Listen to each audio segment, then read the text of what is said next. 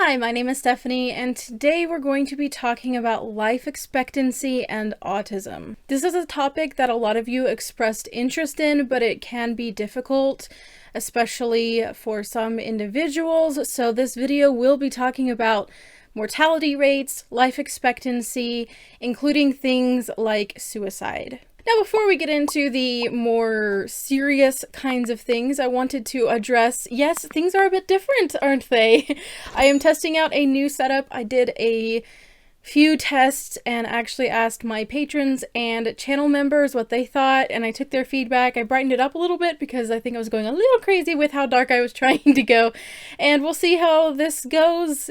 I'm sure there's going to be plenty of trial and error. I am using a different mic and everything, so lots of different things happening here. Another thing I wanted to point out was some merch. Now, this particular design is pretty new, what I call my beautiful Audie design, because obviously within the word beautiful is Audie in gold, kind of to express that our neurodivergence is a beautiful part of us, our autism is a beautiful part of who we are, and I just thought that was neat, so I put it on a t-shirt and other things. So if you're interested in getting this particular design, you can go ahead and check out my merch store.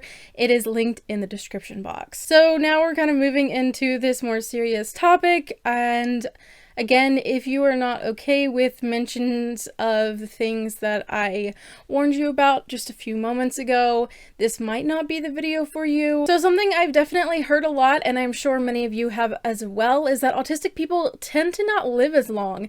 And I've heard people try to say it's because society hates us, and I feel like that's a bit broad and perhaps inaccurate. So I wanted to kind of check out why we might be facing a higher mortality rate or an earlier death, etc.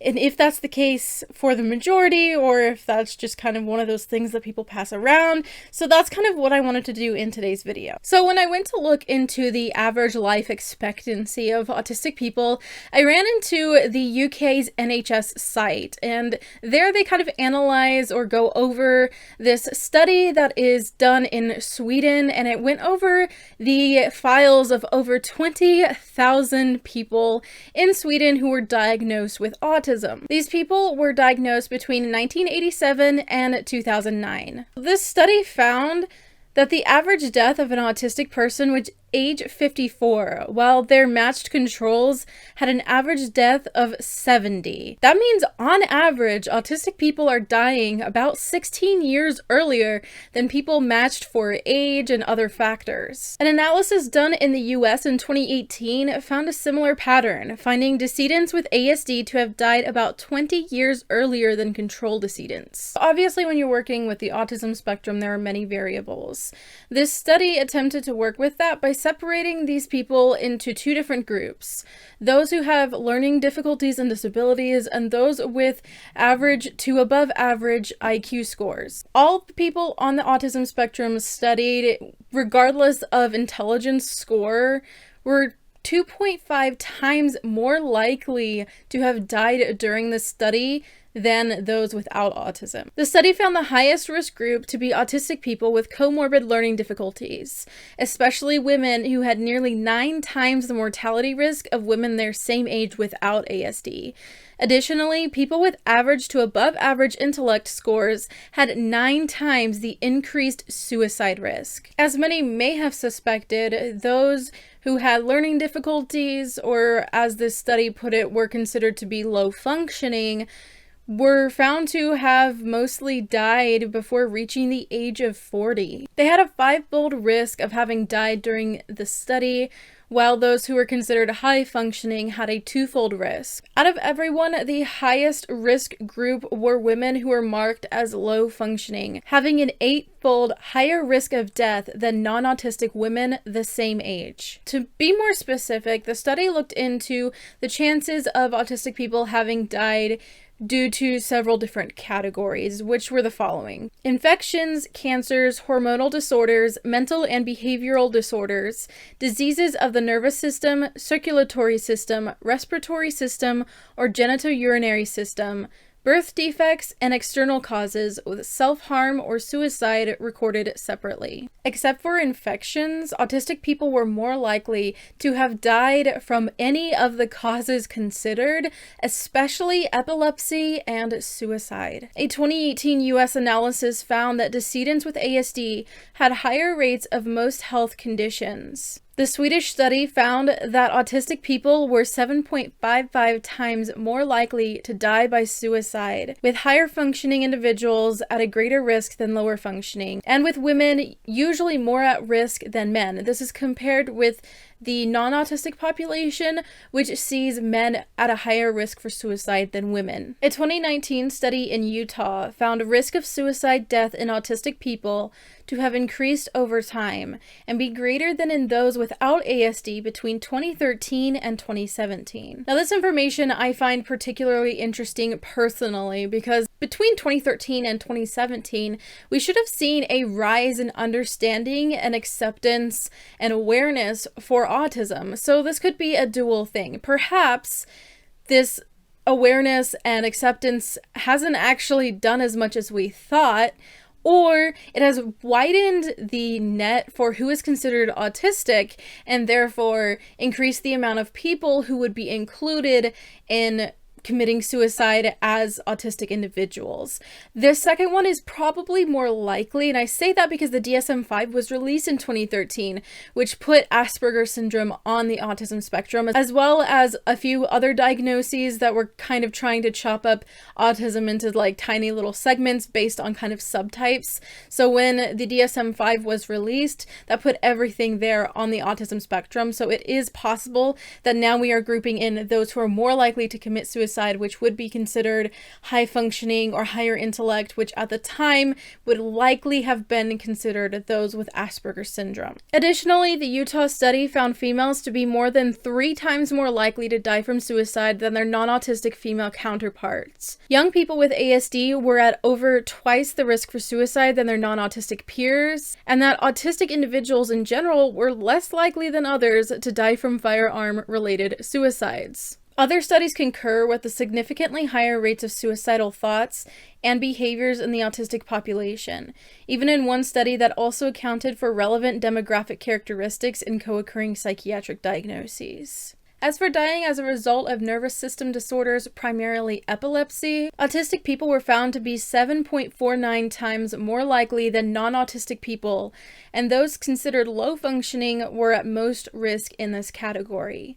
A 2013 Utah study found elevated mortality risk in those with ASD with intellectual disability and medical comorbidities related to death, but also compared autistic people to their family controls, which suggested some of the risk observed could be explained by familial factors. Now, while this can be somewhat encouraging, this also could point just to the fact that autism tends to have a genetic factor, and therefore it wouldn't be very surprising to see that the same genetic information that might be causing issues in the child might have come from their family. Among other studies, the most consistent finding for explaining elevated risk in those with ASD is that specific co-occurring conditions, particularly seizures, may be associated. According to the researchers from the Swedish study, this study highlighted the possibility of autistic people being more vulnerable to getting certain diseases that can lead to death, and issues with doctors possibly not being as good at diagnosing and treating diseases in autistic people. As they said, adequate and coordinated medical care for individuals with ASD and research into the phenomenon should be a target for a considerably broader audience of medical specialties than psychiatry and neurology. A 2018 study also found a significant relationship between social communication impairments and suicidal intent among over 5,000 youth in the UK, and a 2017 study found that self-reported autistic traits predicted suicidal behavior in mediation models, with significant indirect effects found through both perceived burdensomeness and thwarted belonging. Simply having autistic traits increases the likelihood of someone feeling burdensome or like they don't belong, which are significant factors in suicidal thoughts. On a personal note, I'd like to argue that autistic people may also need help in understanding that they are suffering from depression or experiencing suicidal thoughts that are beyond what might even be considered somewhat normal. Part of how I experience alexithymia is having trouble understanding what I'm feeling and to what degree I'm feeling, and especially not really understanding these things until it's really, really in my face and it's super overwhelming. And for me, I suffered with chronic depression throughout a large portion of my life and didn't even realize how serious it was. I thought everyone felt this way. I thought it was normal to think the way that I was thinking every single day, every single week. I thought that feeling like I had to bring myself back from the edge multiple times a month was normal, and it's not. Nobody told me that that wasn't normal. Nobody told me that it wasn't normal to be in distress the amount that I was. And when I wasn't in absolute and complete utter distress, I thought, well, I'm fine. It's fine, because I didn't realize what I was feeling on the regular, what it was in the first place, how I was feeling, until it was so overwhelming, and then not even understanding that this isn't normal. So I imagine there must be more people like me who don't realize that it's not normal to feel this way, and maybe have trouble identifying that they're even feeling this way until it's a very serious and very dangerous situation. And I absolutely agree that medical professionals really need to step it up when it comes to caring for autistic people. These numbers are sincerely concerning. The amount of autistic people who are committing suicide, contributing to this high mortality rate compared to the average non-autistic person.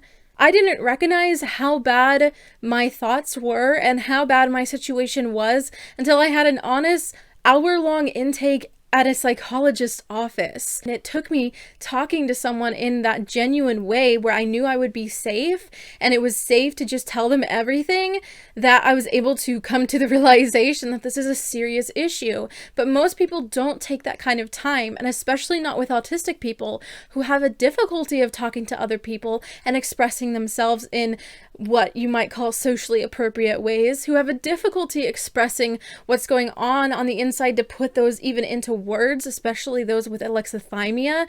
There's just so many issues surrounding it, and it takes people who are purposeful and who actually care to be able to catch these sorts of things. Seeing the absurdly high rate that low functioning autistic people are dying from medical issues is concerning, and it's more frustrating because it's like people are so worried on fixing behaviors. Well, take care of yourself. Well, don't be so loud. Can you chill with the stimming? Can you do this and that and this and that? Do you care about the person that's sitting in front of you? Is this person not more than what behaviors they show you? Imagine having to deal with people treating you like you are a burden. How does someone who is constantly treated like they're a burden on their family, whether it's by strangers or by the very professionals before them who act like they can't understand, how are they supposed to not feel thwarted belongingness? Or how are they supposed to not feel like they're a burden? And then, regardless of functioning level, regardless of ability or communication, etc., autistic people, literally shown by studies, are more likely to have everything but infections when it comes to health risks that could lead to death. Autistic people are often considered hypochondriacs because most doctors and medical professionals do not think that it's likely that this person could possibly have all these issues. But we see in the numbers that we really do tend to have more issues, especially medical issues.